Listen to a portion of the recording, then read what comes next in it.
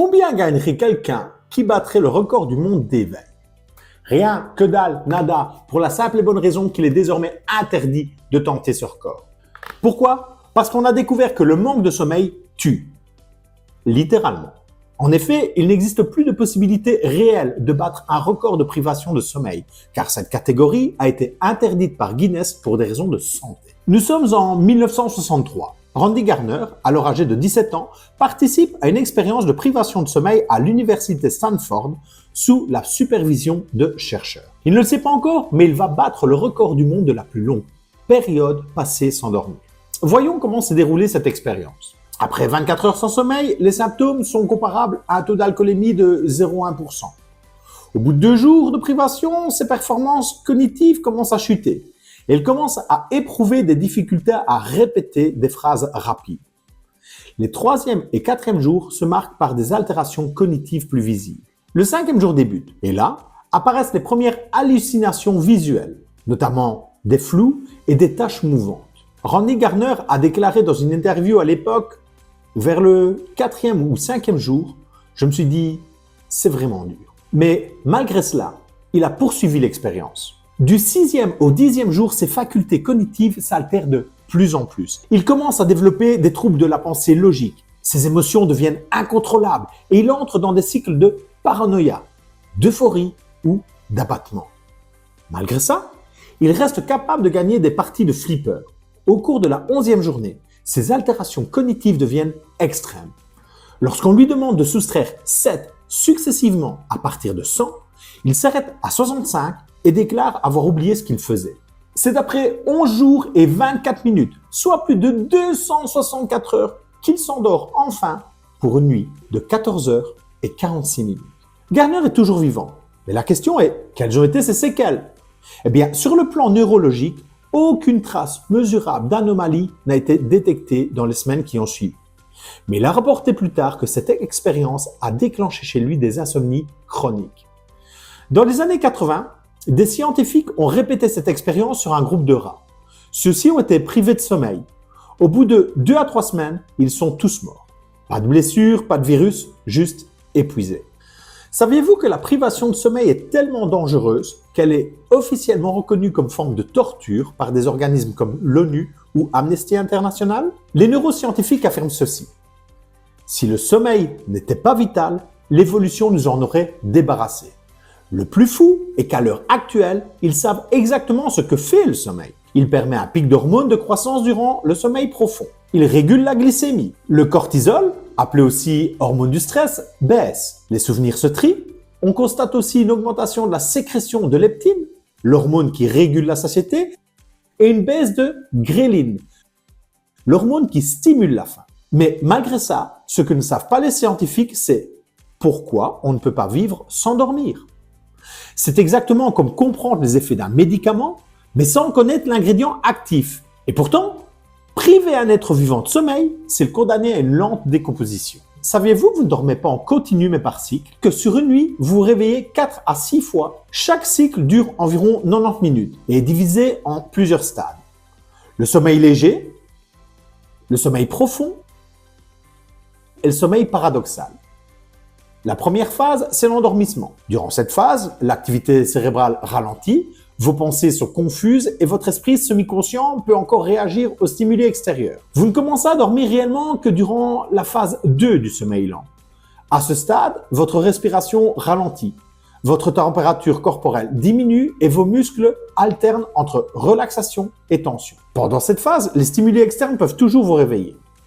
Ensuite, vient le sommeil profond. Il a été constaté qu'il est plus long chez les sportifs que chez les sédentaires. À ce stade, vos muscles restent actifs et des mouvements du corps sont possibles. C'est principalement pendant cette phase que la circulation d'hormones de croissance est la plus importante et que la réparation ainsi que la croissance des tissus musculaires se réalise le mieux. L'excitabilité des cellules de votre cerveau diminue, ce qui induit une relaxation générale et votre système immunitaire se renforce. Et si les personnes sportives ont un sommeil de qualité supérieure aux personnes sédentaires, c'est principalement dû au fait que la durée de leur sommeil profond est plus importante. Enfin, vient la phase d'activité cérébrale maximale. À ce stade, vos muscles sont complètement relâchés. Votre respiration ainsi que votre rythme cardiaque accélèrent et ralentissent de façon irrégulière. Des mouvements oculaires très rapides ont lieu. C'est notamment durant cette phase que vous pouvez rêver. Il a été démontré que l'alimentation peut influencer votre sommeil. Par exemple, les boissons riches en sucre, en alcool ou en caféine ou en théine sont à proscrire totalement avant l'endormissement. Il apparaît également qu'une alimentation riche en protéines a tendance à réduire la durée du sommeil tout en augmentant la durée du sommeil paradoxal. Tandis qu'une alimentation riche en glucides a plutôt tendance à augmenter la durée du sommeil et principalement celle du sommeil lent profond. Ce dernier permettant de maximiser la circulation de l'hormone de croissance au sein de votre organisme. Faire une sieste peut se révéler intéressant, car étant constituée essentiellement de sommeil lent, elle favorise la fabrication de tissus musculaires, facilite la digestion, améliore la sécrétion d'hormones, stimule le système immunitaire. Pour éviter d'être vaseux à cause de l'inertie post-sommeil, il est préférable que vos siestes soient quotidiennes et de durée identique, allant de 15 à 30 minutes entre 12h30 et 15h. Les périodes les plus propices à une nuit de sommeil se situent entre 23h et 7h. C'est d'ailleurs entre 22h30 et minuit que l'envie de dormir apparaît chez la majorité des personnes. Chaque personne a sa propre horloge biologique. Pour mieux comprendre votre chronotype, les chercheurs proposent une classification inspirée du règne animal. Êtes-vous plutôt un lion, un ours, un loup, un dauphin? Les lions, ce sont les lève-tôt. Ils sont actifs dès le matin, aiment planifier et ont besoin de se coucher tôt pour être au top dès l'aube. Les ours, eux, représentent la majorité des gens. Leur rythme suit celui du soleil. Ils sont performants en milieu de journée et s'endorment naturellement à une heure raisonnable. Les loups, ce sont les vespéraux, productifs en soirée, souvent créatifs, naturellement câblés pour se coucher tard et se lever encore plus tard. Les dauphins, eux, ils sont comme Léonard de Vinci. Ce sont des perfectionnistes avec un mental hyperactif au sommeil léger, fragmenté, voire insomniaque. Vous pouvez passer un test du sommeil pour déterminer votre chronotype. La polysomnographie est un examen du sommeil constituant à enregistrer plusieurs variables physiologiques pendant le sommeil, comme le rythme respiratoire, le rythme cardiaque, un électroencéphalogramme, un électromyogramme des muscles. Diet Helper, lui, le fait grâce à un questionnaire de chronotype. C'est un questionnaire qui est scientifiquement reconnu et utilisé de nos jours dans les centres d'études du sommeil. Vous pouvez aussi analyser votre sommeil avec une montre connectée. Bien que les données soient imprécises, à long terme, elles peuvent s'avérer utiles.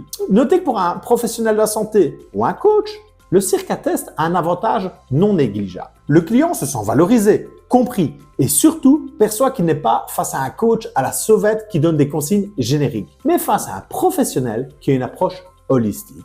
Même si ces conseils peuvent paraître clichés, on ne le répétera jamais assez. Pour une bonne récupération, il faut se coucher à heure fixe, dormir une moyenne de 8 heures par nuit, à des heures régulières, idéalement entre 23h et 7h. Éviter les écrans, 1 heure avant le dodo.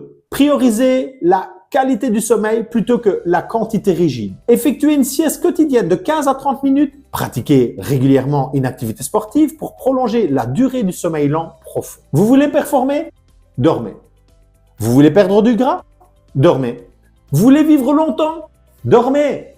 J'espère que cette vidéo vous a plu. Si vous avez des questions sur le sujet, n'hésitez pas à les mettre en commentaire. Je me ferai un plaisir d'y répondre. Et si votre question est vraiment pertinente, j'en ferai un sujet pour une prochaine vidéo. N'oubliez pas de vous abonner, de liker, de partager. C'est le meilleur soutien que vous puissiez m'apporter. Vous pouvez tester Diet Helper via le lien qui est en description. Vous avez droit à 7 jours d'essai gratuit. Moi, je vous dis à très bientôt sur Diet Helper.